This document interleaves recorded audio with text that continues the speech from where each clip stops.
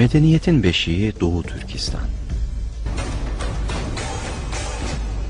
Tarihi çok eskilere dayanan Türkistan coğrafyası, 12 asırdır İslam kültürüyle yoğrulmuş, kadim bir medeniyet merkezidir.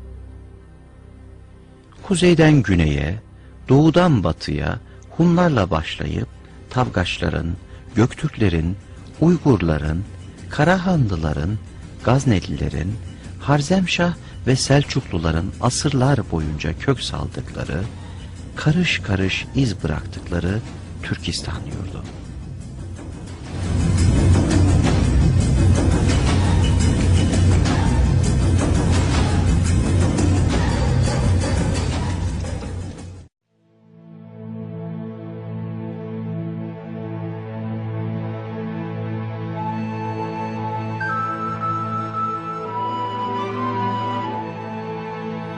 Ahmet Yeseviye, Şah-ı Nakşibendiye, İmam Buhari'ye, Tirmizi'ye, İbn Sina'ya, Farabi'ye, El-Biruni'ye, Harezmi'ye, Ulu Bey'e ve daha yüzlerce ilim, irfan ve gönül sultanına, Abdülkerim Satuk Burahan'a, Yusuf Has Hacibe, Kaşgarlı Mahmud'a, Ahmet Yükneki'ye ev sahipliği yapan bereketli topraklardır Türkistan.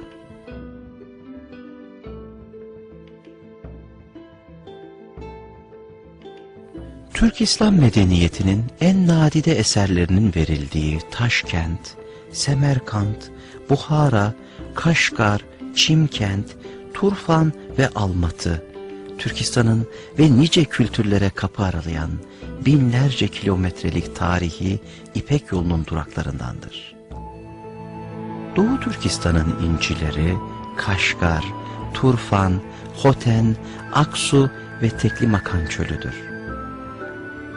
İsmi hep güzelliklerle anılan tarihi Türkistan toprakları son 2,5 asırlık süreçte işgallerin, akıl mantık ötesi saldırı ve katliamların emsalsiz baskı süreçlerinin odağı olmuştur.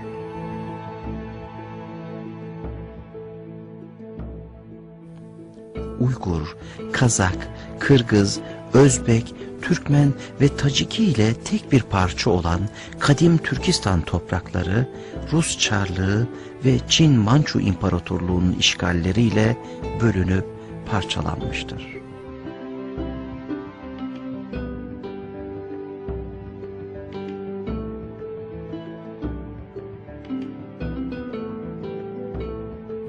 İpek yolunun sevgi ve ümidi bir arada taşıyan bereketli şehirleri yerle bir edilmiş, halkları baskı görmüş, Türkistan işgal ve sömürüyle anılır olmuştur.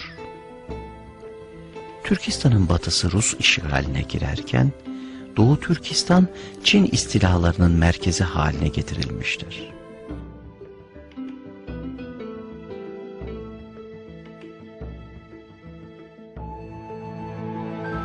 Rusya, Batı Türkistan'ı, Rus Orta Asya'sı, Çin ise Doğu Türkistan'ı yeni kazanılmış topraklar anlamına gelen Şincan adıyla tanımlamış. Bu stratejik coğrafya her iki devlet tarafından doğal nüfuz alanları olarak görülmüştür. Batı Türkistan coğrafyası uzun esaret döneminin ardından Soğuk Savaş akabinde bağımsızlığına kavuşmuştur. 18. yüzyılın ikinci yarısından itibaren Çin istilalarıyla karşılaşan Doğu Türkistan ise halen işgal altındadır. Son olarak 1949 yılında bölgeyi kendi topraklarına dahil ettiğini ilan eden Çin hükümeti 60 yılı aşkın bir süredir Doğu Türkistan'daki yasa dışı varlığını devam ettirmektedir. Doğu Türkistan'ın her adımı Türk ve İslam kültürüyle doludur. Doğu Türkistan'ın tam ortasındaki Teklimakan çölü, Kaşgar, Turpan harabesi ve Süslü Bin Ev, Beş Balık gibi bölgeler tam bir kültür hazinesidir.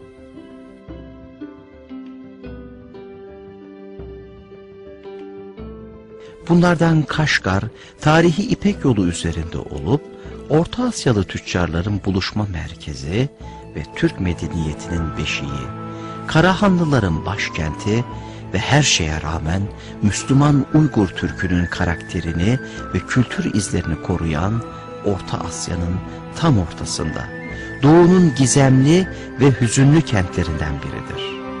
Kaşgar, Tanrı Dağları'nın eteklerinde, Kaşgar suyu kıyısında kurulmuştur. Bu kent, insanı tarihi bir dokuyla sarmalıyor. Çünkü topraklarında Abdülkerim Satuk Buğra Han, Kaşgarlı Mahmud, Yusuf Has Hacip ve daha nice bilgin ve sanatçı yaşamıştır. İlk Müslüman Türk hükümdarı olan Abdülkerim Satuk Buğra Han'ın türbesi, Kaşgar'a 40 kilometre uzaklıktaki Artuş ilçesinin Meşet kasabasında. Kaşgarlı Mahmud'un türbesi, kent merkezine 45 kilometre uzaktaki Opal kasabasında. 2008 yılında UNESCO tarafından Kaşgarlı Mahmud Yılı ilan edilmiş, ünlü Türk dil bilgini tüm dünyada çeşitli etkinliklerle anılmıştır. Kaşgar kentinin her bir yanı mimari şaheserlerle doludur. Bunlardan biri de kent meydanındaki İdgah Camisi. Yapı, Saksiz Mirza tarafından küçük bir cami olarak 1442 yılında yapılmış ve 1787 yılında Zulfiye adlı bir hanım tüm servetini bu caminin genişletilmesine harcamış ve Kaşgariye Devleti hakimi Yakup Bek Bedevlet tarafından yapılmıştır. Yapı 1962 yılında korumaya alınmıştır. Ana gövdesine yerleştirilen çatı dikkat çeker. Bayramlarda bu çatı üzerinde özgün çalgı aletleriyle halk tarihi sema gösterisi yapmayı sürdürmektedir.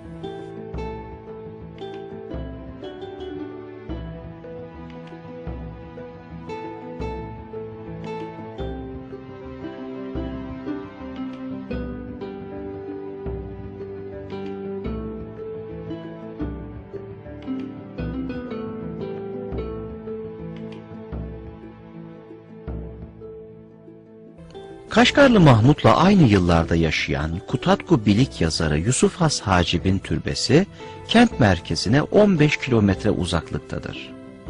Türbe mavi çini işçiliğiyle bezenen görkemli yapısıyla dikkat çekiyor. Yusuf Has Hacip'in beyitlerinden örnekler türbenin iç mekanının duvarlarını süslemektedir. Kaşgar'ın tarihi kokusunu duymak için muhakkak görmeniz gereken yerlerden biri de eski Kaşgar Mahallesi'dir. Türklerin kültür mirası olan bu mahalledeki yapılar eski Anadolu evlerine benziyor.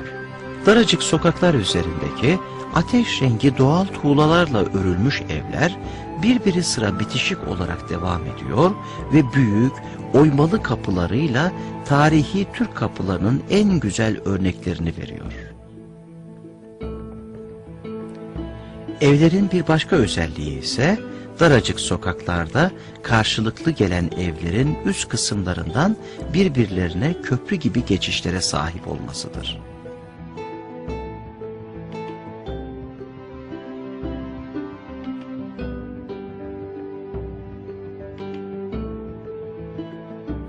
Çölün ortasında, yeşillikler içinde devasa bir şehirdir Turfan.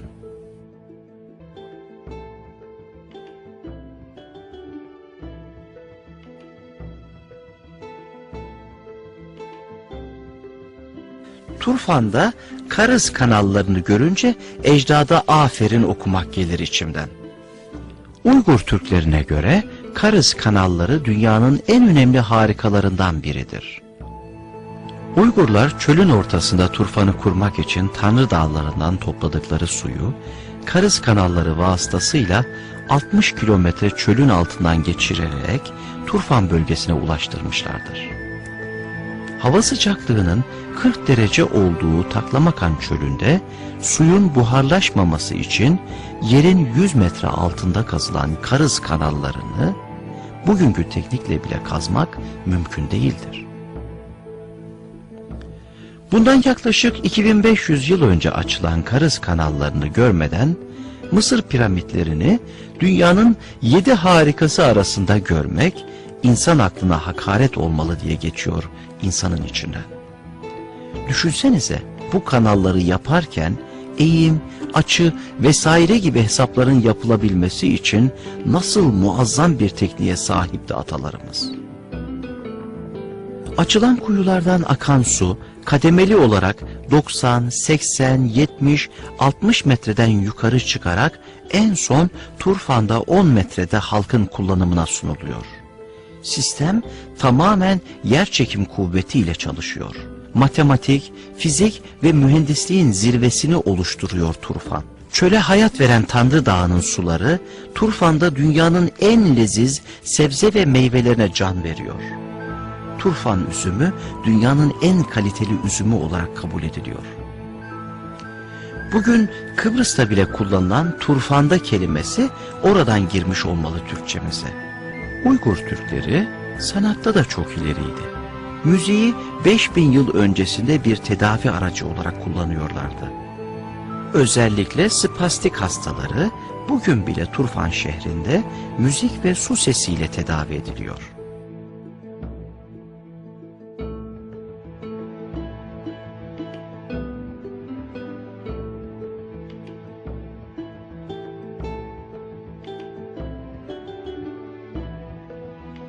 Uygur medeniyetini doğuran, Uygur Türklerinin arasında yetişen alimler, Türk dünyasının hemen her yerine yayılmışlar. Orta Asya'dan tutun, Hindistan'a, oradan da İstanbul'a kadar yerleşik hayatın, ilim ve tekniğin şahikalarını yaratmışlardır.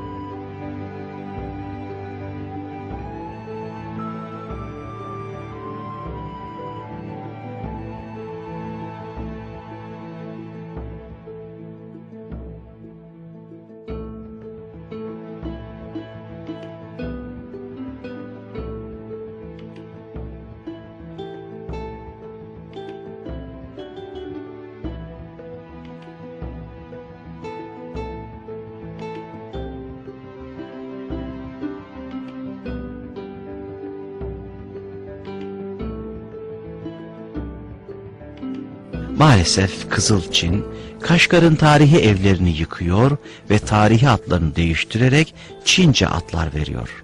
Washington Post gazetesinin 25 Mart 2009 tarihli haberine göre Pekin hükümeti Çin göçmenlerini eski Kaşgar kenti diye adlandırılan %100 nüfusu Müslüman Uygur Türk'üne ait şehre yerleştirmek için eski Kaşgar'dan binlerce aileyi çıkarmıştır. Bu şekildeki meskun halkı tarihi ecdat yadigarı evlerinden toplu ve zorunlu tahliyeye zorlamaktadır.